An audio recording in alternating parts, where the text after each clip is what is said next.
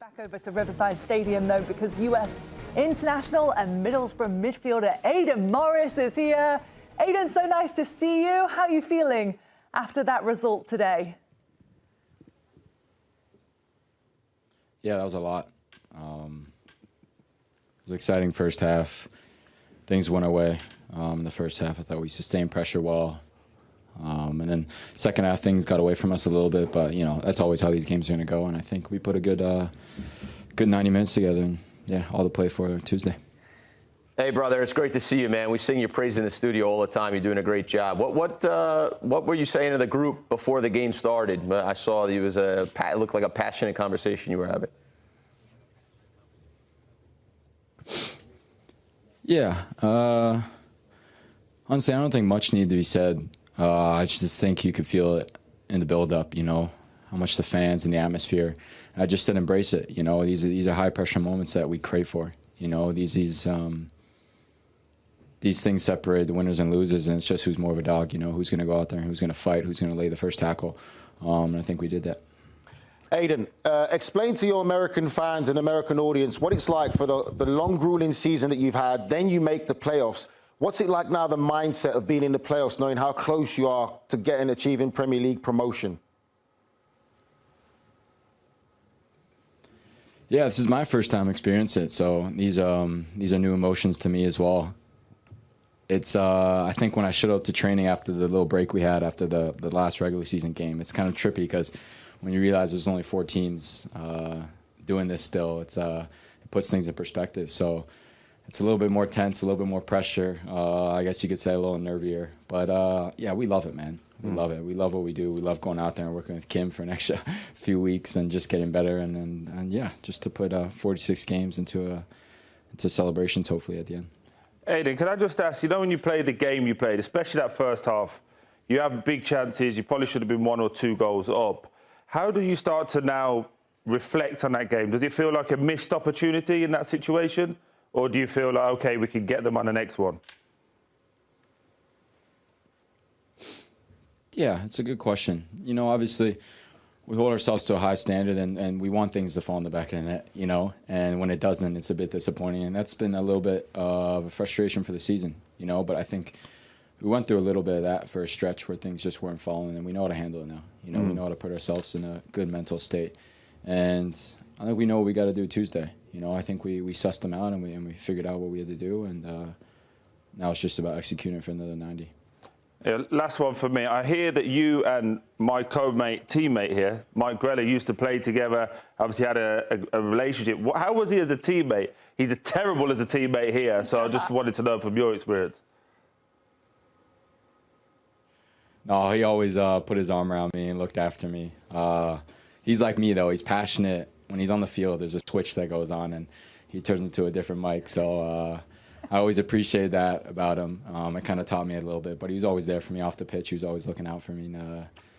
What happened hopefully to you? I can learn some of his finishing abilities here soon and put it in the action. Oh, because I like him. I don't like you guys. It's not the same relationship. I've never seen Gola put his arm around anybody. The money changed him, that's what happened. Yeah. Hey, I'm always protecting the Americans in here. I'm with 3 English people. It's not easy. Hey, what's your take on Southampton with this whole Spygate thing? It dominated, obviously, our headlines. It dominated our coverage, unfortunately, because it took away from the good football and everything else. But what's your take on it? Yeah, it's not my style. You know, I think just leave it out to the football. You know, and I think it looks a bit desperate. And, you know, I don't know the details on it, but I just think just go out there and play football. You know, there's no need to overcomplicate things and try to get an edge or something. And I don't know. I think it's just a little bit of shows a little bit of character. You know, and but hey, whatever they need to do, hey, they need to do, and we'll get the job and we'll take care of ourselves. Nice and simple, Aidan. Love it. Best of luck in this next leg. We look forward to seeing you then. See you soon. Tonda, is this studio as tight as the match? It's definitely a very tight studio. What's your analysis of the game today? Yeah, top performance. I think top performance over 90 minutes is not an easy place to go to. We knew this beforehand, and I think that we have 2 big chances to win it towards the end, but I think we take all of the positives from today and take them into Tuesday. How worried were you in the first half when they dominated possession and had good chances?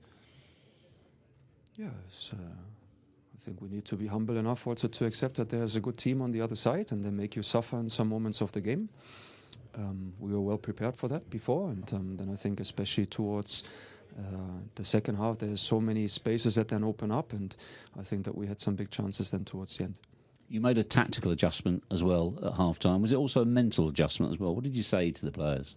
I think it's normal.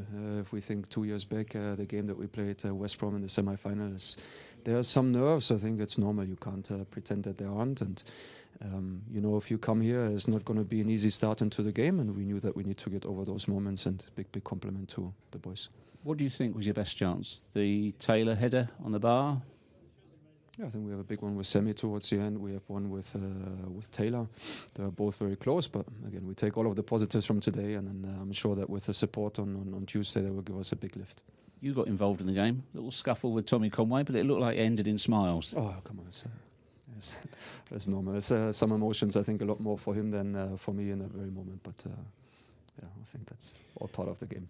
It was good to see some smiles, but of course this game has been completely overshadowed by what happened and the charges. What's it been like for you as the manager to deal with that? Well, I think if you come to these games and that part of the season, they are always decided by players. They are not decided by coaching staff, and I think we should give the light to the players because that's what the game deserves. But for you personally, you've got to deal with the charges of what happens. How difficult is it to focus on the game and put that to one side? Oh, very easy. It takes up enough energy to focus, to see what's coming up. Again, very good opponent, very good team, very well prepared, and that has taken my full energy. How do you feel about the charges, though, that have been levelled against the club? Yeah, I think the club has made a statement yesterday evening, and that's all there is to say at the moment. That's your right not to comment on it, but does it feel like it taints the achievements so far this season? No, obviously I do understand that's a big thing for the media at the moment, that the questions are coming up, but again, I think it's just so important that we focus on what happens on the pitch, and I think the players deserve that. And for the next leg, what are you expecting? Yeah, tough game again. I think our crowd is going to give us a big lift at home. It's just very different playing home and away, especially in these tight games. And yeah, I expect a good opponent again, and we'll be ready. Let's just bring in Kim Hellberg, because he is waiting by to talk to us. At least we've got someone with sense in here. Great to see you. How are you reflecting on the result Same this to you, afternoon? intense discussion. Thanks for breaking it up for us. How are you feeling? No, good. Mixed feelings as always after a game. Proud of the performance, proud of the players, the supporters. It was an unbelievable effort from us and everyone around the club to put out that performance. We, of course, should have and wanted to win, but we didn't. But we take it on to Tuesday. Yeah, Kim, just on that, I was saying, I feel that when you have those performances, it's quite indicative of your whole season. You play really good stuff, you create chances, just missing that, dare I say, the killer instinct at the end there to make sure one of those chances go in. How frustrating has that been for you as a manager over the course of the year? Because you've got the talent, just it's kind of a mental edge that I feel.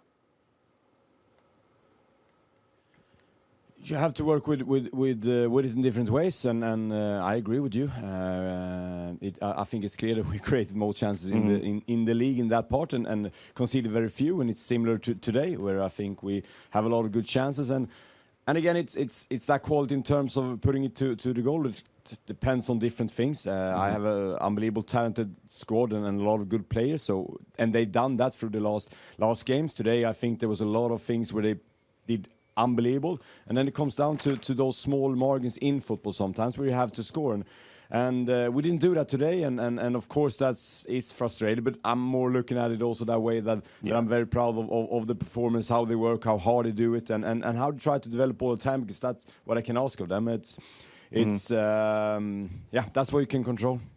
Kim, as a manager, is there a way that you feel you could get a message across to your players to be a lot more ruthless when it comes to the final third, and just be a lot more mean? we work with it all the time, and it's again it comes together in terms of creating those chances like we are good in doing, and then of course like you said, scoring those goals, and that comes from also confidence that I have done that. I think that's what we have to keep working with, and in different ways, and sometimes mental, sometimes working with quality in terms of moving the ball. We do it all the time. We work with it all the time, and they are getting better, and we are getting better as a team, and that's the thing. That's the only thing I can ask for. And then it's always trying to find new ways of develop yourself, and there's a young front place in terms of that and experience in this type of football, but they're working very hard and do a lot of good stuff. So it's that type of focus on what they're doing, which they do very, very good, and then, of course, trying to improve it. Hey, Kim, how important is Aidan Morris to the team from a leadership perspective and also from a playing perspective? Obviously, he's played 40 games for you, so he's an important piece. No, he's a really, really important player, a good with the ball, always wanted, always brave, a key player for us, have taken big steps, I think, in terms of developing himself and taking even more responsibility, leader, good defending. I think he has everything in terms of playing that role where he's very, very good and important for the team. Kim, finally, again, the elephant in the room, unfortunately, you had to deal with Spygate. You've had to deal with everything going on there. Just how did you deal with the last 48 hours in terms of tactically set pieces? Did you have to tweak anything, or did you just continue doing what you was going to do anyway and hope that, that was just good enough? That was the thing. We have to prepare the game that I think is the best way to do it. But of course, if, for example, I would know everything they are going to do in terms of, just like you're saying, set plays and goal kicks and set up and low defense and high defense and who is marking who in all those moments, you get a massive advantage. So, and that is difficult to see. You can watch all the games on we played, but you haven't found this structure we use in the first half in any of those. So it's always those things. But for us, it was about doing what we believe in, what we think is right, and that we did. And yeah. Well said. Well, you handled yourself unbelievably well, and I wish you all the best. And I'll say it for you, make sure you beat them. I don't like cheats. Kim, thank you so much. Best of luck in the next leg next week at St. Mary's. We'll see you soon.